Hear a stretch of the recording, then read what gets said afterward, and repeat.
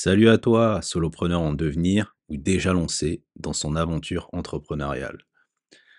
Tu te demandes peut-être comment toi, tu peux promouvoir ton produit ou ton service avec un budget serré. Si c'est le cas, cet épisode de Better Call Nicolas est fait pour toi. Tu sais, moi je connais bien la réalité des solopreneurs parce que je les conseille et je les côtoie.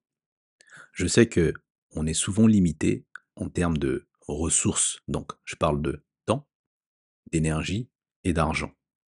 Et tu vois, je sais aussi qu'on est souvent très bon dans notre activité, dans ce que l'on fait, et parfois, ou même souvent, un peu moins bon dans tout ce qui est périphérique à cela, et qui permet de développer son business, de développer son activité.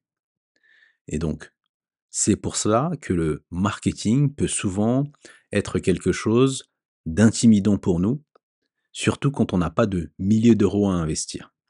Mais en fait, il existe quand même des stratégies simples, accessibles et efficaces qui permettent justement aux solopreneurs de tirer leur épingle du jeu et qui permettent aussi aux solopreneurs débutants de bien commencer dans ce sujet-là. Dans cet épisode, je vais te partager quelques stratégies marketing qui fonctionnent et qui ne nécessitent pas un gros budget. Mais avant toute chose, j'ai envie quand même de revenir sur quelque chose qui est fondamental pour moi et dont j'ai déjà parlé dans les épisodes précédents. En fait, il est impératif pour toi qui vends un produit ou un service que tu connaisses ton client idéal, parce que c'est quand même la clé du succès de ton activité, de ton business, et aussi que tu lui adresses le message qu'il attend. Et donc, pour être efficace et pour bien définir ton client idéal, je te rappelle les questions à se poser. C'est qui est ce client finalement? Quels sont ses besoins? Quelles sont ses frustrations? Et quelles sont ses attentes? Plus toi, tu connaîtras ton audience, plus tu seras en capacité de lui adresser un message qui va résonner. Je te donne un exemple. Si tu cibles des jeunes mamans, elles ne réagiront pas de la même manière que des clients entrepreneurs B2B par exemple. Business to business. Juste pour que ta compréhension, c'est de professionnel à professionnel de façon simple. Donc en fait, les jeunes mamans et les entrepreneurs ne réagissent pas au même message. Ce ne sont pas la même audience. Donc voilà pourquoi je t'ai cité cet exemple. Et donc, ton offre, en tout cas le message que tu vas adresser pour ton offre, doit résonner au point où ton client doit comprendre tout de suite quel est le problème que tu résous et pourquoi choisir ce que tu offres comme produit ou service. Et je vais aussi te donner un exemple. Tu vois, moi, pour ce podcast, j'ai décidé d'avoir comme message, ce podcast s'adresse aux solopreneurs qui souhaitent transformer leur idée de business simplement en minimisant les risques et les incertitudes. Et tu vois, dans mon message que j'adresse pour ce podcast Better Call Nicolas, on sait à qui je m'adresse, pour quels besoins et potentiellement quelles sont les frustrations et les attentes. Il sait que c'est pour les solopreneurs qui veulent transformer leur idée de business simplement. Le solopreneur sait aussi que je tiens à ce que les risques et les incertitudes soient minimisés.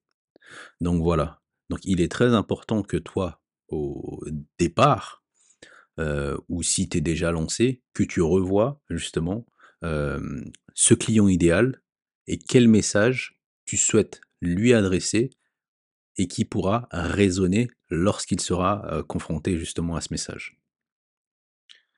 Ceci étant dit, maintenant je vais te lister les stratégies simples et gratuites à exploiter.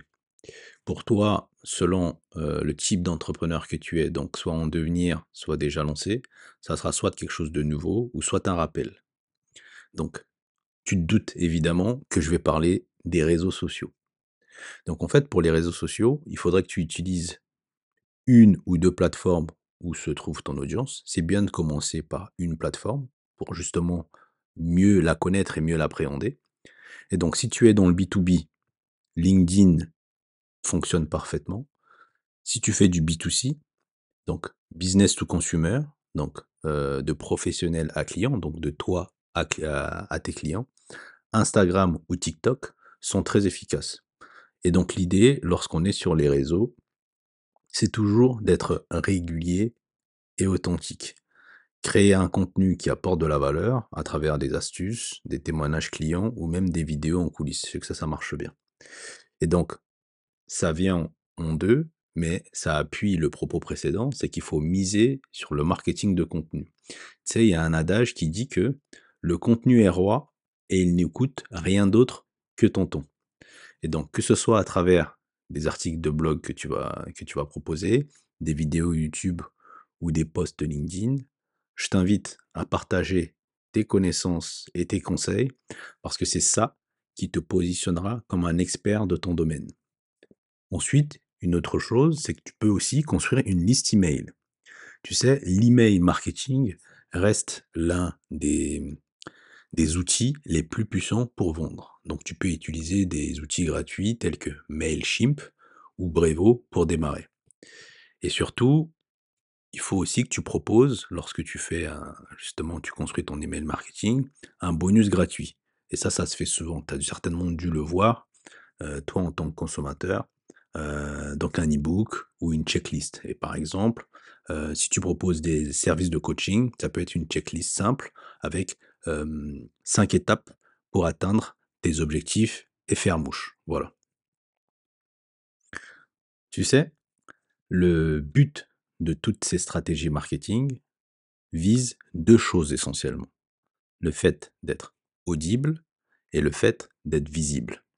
Là, bien évidemment, ce sont des stratégies simples, et gratuites que je t'ai proposées, mais dans les stratégies, accessibles et coûteuses et notamment pour te créer une présence en ligne solide, tu peux aussi, créer ton propre site web professionnel et cela aujourd'hui te coûtera pas forcément une fortune. Tu peux aussi simplement créer une landing page avec des outils comme Card ou System.io. Donc pareil, ici, le but, c'est de t'assurer que cette page explique clairement ton offre et ensuite que cette page inclut un appel à l'action.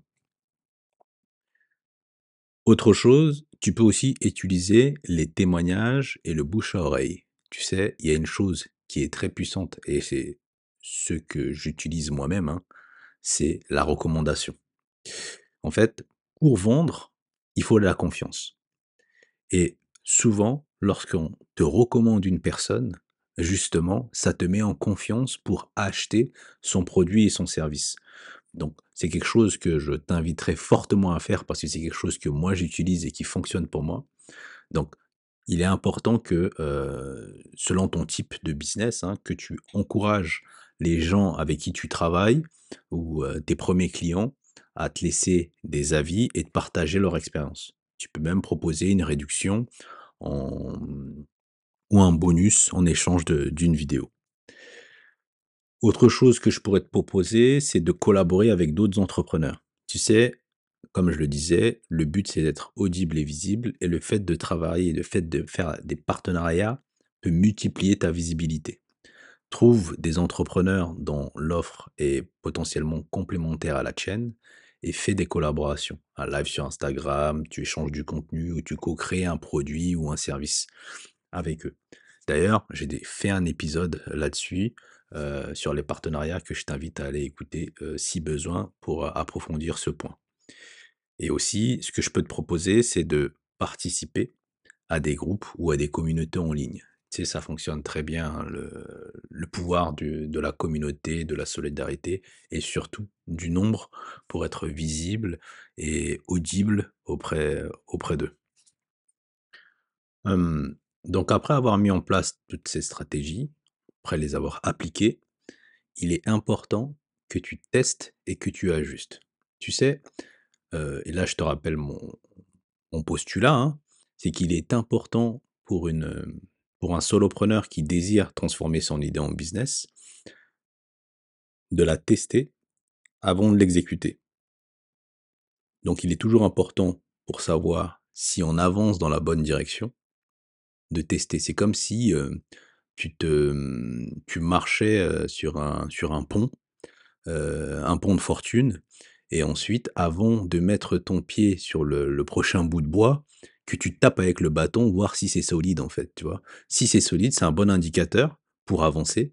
Si c'est pas solide, bah, tu sais que tu dois revenir en arrière, pardon, parce que continuer te mettra en danger. Continuer te met en grand risque.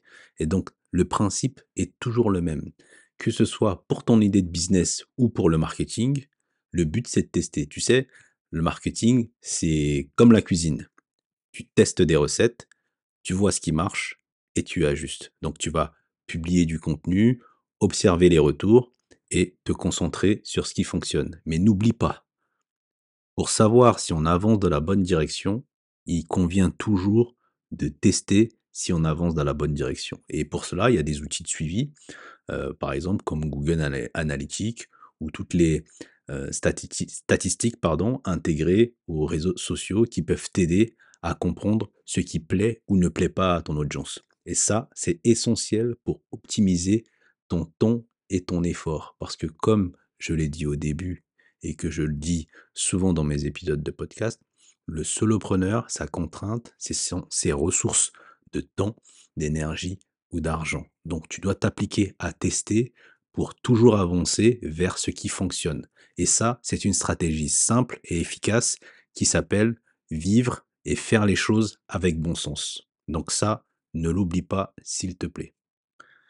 Je ne peux pas conclure cet épisode sans t'indiquer quels sont les pièges à éviter. Le premier piège, essayer de faire trop de choses à la fois. Concentre-toi sur une ou deux stratégies au départ que je viens de lister pour bien faire les choses. Il vaut mieux bien faire quelques actions que de se disperser et perdre en efficacité. Donc, step by step, un pas à la fois. 2. Négliger la qualité. Être à petit budget ne veut pas dire proposer des visuels et des contenus médiocres. La perception de ton produit en dépend directement. Donc, attelle-toi toujours à refaire de ton mieux ce minimum pour proposer quelque chose de qualité où ton audience va pouvoir en retirer une certaine valeur ajoutée. C'est également ce que moi je m'attelle à faire dans mes épisodes de podcast, que je sois malade ou en forme, reposé ou fatigué, mon but, c'est que dans chaque épisode de podcast, tu puisses en retirer des conseils utiles et pratiques. Donc, ne néglige jamais la qualité de ce que tu offres. 3, et pour le coup, ça vient conclure ce que je disais précédemment, tu offres de la qualité, mais n'oublie surtout pas d'interagir avec ton audience. Le marketing, c'est pas qu'une question de contenu. Réponds aux commentaires, interagis avec tes abonnés, et là, tu peux créer une vraie connexion. Alors voilà, avec un budget limité, tu peux absolument marketer ton produit ou ton service de façon efficace.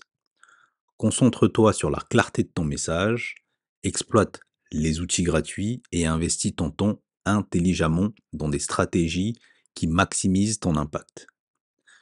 Si cet épisode t'a plu et qu'il t'a été utile, n'hésite pas à le liker, à t'abonner à la chaîne et surtout à le partager avec d'autres solopreneurs qui pourraient également l'apprécier. Rappelle-toi bien une chose, ce n'est pas la taille de ton budget qui détermine ton succès, mais ta capacité à être créatif, stratégique et à apporter de la valeur à ton audience. À très vite pour un nouvel épisode et d'ici là, continue à croire en tes idées et à les transformer en succès. C'était Nicolas sur Better Call Nicolas, le podcast pour ceux et celles qui veulent transformer leurs idées en business en minimisant les risques et les incertitudes. Ciao.